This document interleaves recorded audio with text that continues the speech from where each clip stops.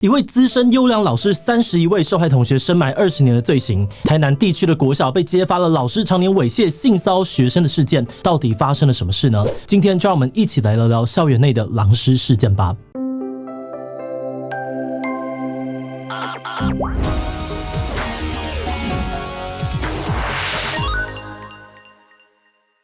Hello， 大家好，我是志祺。3年前，台南传出了一起女学生遭到男老师猥亵侵犯的新闻。本来大家以为这是单一事件把老师抓起来就没事了，但有人觉得怪怪的，深入追查之后才知道，这位老师早在20年前就对女学生下手，受害者至今超过了30人以上。而在调查的期间，大家甚至发现狼师不止一位，意外的揭发了另外一位老师侵犯学生罪行，引起了社会震惊。而今天我们会来看看这起调查始末，一起来讨论为什么校园内会发生这么严重的狼师案，而这些恶劣的行迹为什么可以深埋多年都没被发现呢？而在开始之前，先让我们进一段工商服务时间。你想看有深度又有意义的好新闻吗？鼓励新世代年轻人发声的出生新闻奖今年举办第2届，也带来了许多精彩的议题，赶快来看看刚出炉的得奖作品吧。最佳新闻受中洞察奖的台湾动物用药困境，梳理动物药物供应不足的市场问题，一探法规与实务之间的争议。最佳新闻策略创意奖 VR360 原现场系列，轻震台铁的困境与转型，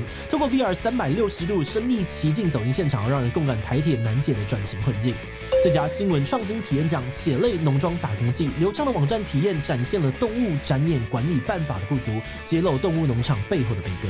出生新闻奖希望能够兼顾新闻真相与流量，让议题被更多人看见。赶快点击资讯栏的官网，看看今年的优秀作品们吧。2019年3月，台南市传出了一起国小老师侵犯学生的事件。有一位国小女童在3、4年级的时候，多次被班导用手指侵犯下体，女孩因为害怕不敢跟别人说，直到升上5年级换了班导之后，才终于结束这场噩梦。而女孩的父母得知这件事情，愤怒地找上了当地的议员，在议员的爆料之下，这件事情也上了各大媒体，将这位老师的恶劣行径公诸于世。这位对女童下手的班导叫做张博胜，他的教学经验丰富，曾经获得资深优良教师奖，受到了不少家长的信任。而谁都没有想到，这个大家眼中教学认真、关心孩子的老师，竟然是个不折不扣的色狼。而新闻出来之后，引起了各界的震惊哦。不过当时人本教育基金会的主任张平看到这则消息，觉得有点不太对劲，猜想事情应该没有那么简单。张平认为，以他处理性平事件的多年经验来看，受害者恐怕不止一人。果然，这则新闻在被转发到地方的脸书社团之后，许多网友留言指出，他们以前就是张博胜的学生，纷纷揭露了这位狼师当年的恶行恶状。而张平发现之后呢，赶紧联系这些网友，询问他们接受调查的意愿。而大家的回应也证实，被张老师伤害的学生人数超乎想象。那为了找出更多的受害者，张平也投书报纸，在网络上面发文，希望其他的受害者可以勇敢的站出来。结果他们收到了许多讯息，受害者陆续浮出水面。最后基金会联合了受害者，共同召开了一场记者会，希望政府、学校机关能够对张老师事件全面扩大调查。而在1年之后，监察院也公布了调查结果，整起事件远比大家想的更加严重。调查结果发现，张老师在 A、B 2所国小任职的20多年间，染指过至少31位学生。有受害者指控，张老师说要教他们保护自己，故意扮演色狼，对女学生毛手毛脚，不止呢会掀裙子，还会抚摸他们的下体。有人指出自己曾经被张老师单独留在教室，老师会把门窗锁上，窗帘拉起来，趁机对他们上下其手，强行拍摄裸照等等。更有许多人跳出来表示，以前在上游泳课的时候，张老师最喜欢带着录影机闯入女更衣室，拍摄他们正在换衣服的画面。这种夸张的行为令人难以置信，但是对于这些指控，张老师几乎都不承认。政府单位约谈的时候呢，张老师甚至说出小孩当下是很 enjoy 的，有让学生体验2到3次的快感，或是说出很多事情我没做，都是那些长大的同学幻想出来的这类的话。而调查过程当中也发现呢，张老师对其他学生不当体罚的事迹，整起事件的规模令人震惊，但同时也让人感到困惑。受害学生那么多，犯案的期间那么长，但之前都没有被爆出来，难道这20几年之间都没有任何人求救吗？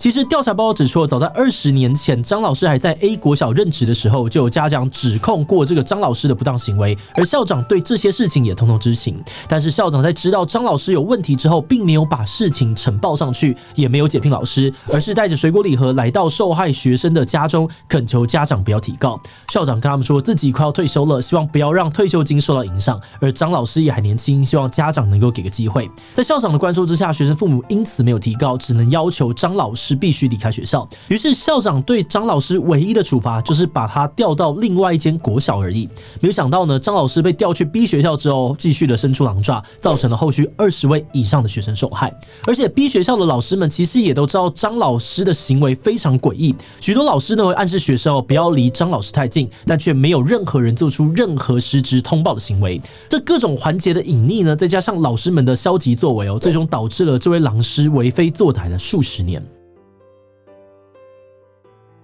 张博胜的新闻在媒体上面越闹越大，又有更多人传讯息给基金会，提到自己当年在台南读小学也被老师性侵猥亵的事情。但奇怪的是，他们描述的内容当中，不管是学校还是教师姓名，都跟张博胜的案件对不上。基金会呢，很快的发现本次事件出现的案外案，另外一位狼师现身了。这位老师呢，叫做尚志刚。根据这个受害者们的说法呢，20多年前，当尚老师在台中、台南教书的时候，就常常趁着午休时以健康教育为名义抚摸女学生的胸部。他会要求女学生钻到办公桌底下帮他抚摸生殖器，甚至呢在打手枪的时候，他还会要另外一位女童站在旁边观赏，造成了许多人心理严重的创伤。数十位的受害者陆续出现而在人本教育基金会的要求之下，尚老师过去任职的国小也重启调查，希望能够厘清当年事件的真相。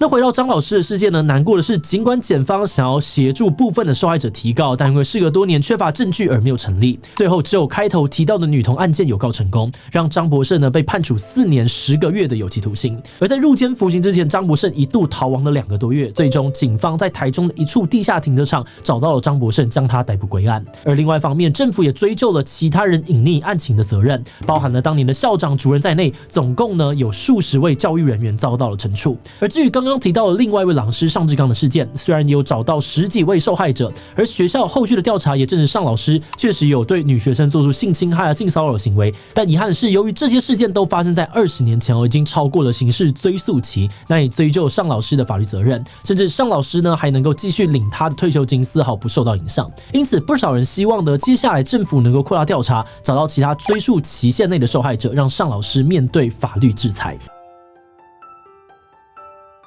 在进入观点以前呢，我要特别感谢志祺七七的所有会员因为有了大家支持跟赞助，我们才能够持续的运作这个频道，制作这种非常有可能会黄标的主题，真的是非常的谢谢大家。那如果你愿意支持我们走得更远，欢迎点击频道主页的加入按钮，成为我们的会员，或者也可以用超级感谢小额支持我们。好的，那话说回来，我们在查资料的时候，真的觉得很心寒。狼师这个关键字一下去呢，看到了海量的校园性侵案，随便搜随便有。张老师、尚老师只是冰山一角，类似的事件在每个地区都层出不穷。2009年，立法院通过了狼师条款，只要性平会认定老师确实有做出性侵害的行为，就会予以解聘。结果法案通过之后呢，教育部每年解聘将近50位狼师，犯罪的规模真的比大家想象的还要严重许多。而最后这一次的事件呢，我们觉得有件事情蛮值得大家一起讨论的，那就是追诉期的问题。目前法定的刑事追诉期是20年，虽然对于一般的案件来说，这样子的时间可能绰绰有余但是根据国外的研究，经历童年性侵事件的受害者平均要花23.6年才有办法把当年的事情说出口。